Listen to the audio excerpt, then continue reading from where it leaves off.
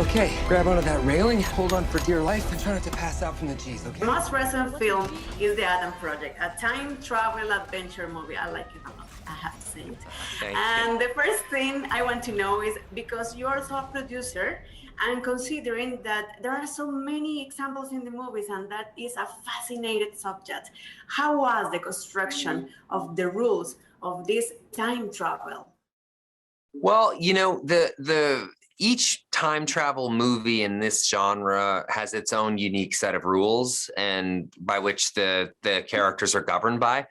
For us, we really wanted to get those rules out of the way as quickly as possible so we could lock into the emotional journey of the movie. And I think we did a pretty good job of that. I mean, the rules are established right away in the first 10, 15 minutes. And so from there, you get to sort of, now we get to just have the fun, you know, the fun of this, my character running into his 12-year-old self, my character running into both of his parents, who, you know, we find are at the same age as I am in the movie, which is a unique way to tell a story.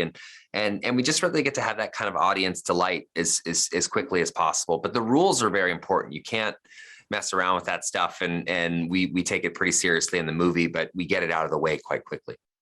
Without giving spoilers, I must say that there's a wonderful conversation between the child Adam and the adult Adam that led me thinking about what we forget so much as we get older. Is it perhaps one of the reflections that you wanted to leave? Yeah, that is a scene that Sean and I rewrote to sort of adapt to my experience and to a certain extent Sean's experiences as well. That's very true. That whole scene is very true.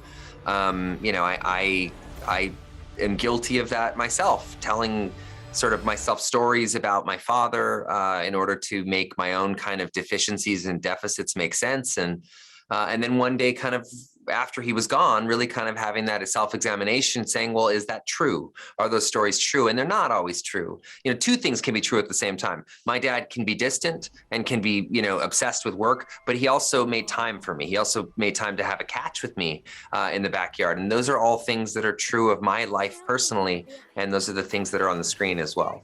And before we say goodbye, you and Mark Ruffalo are friends. How fun was it to tell him that?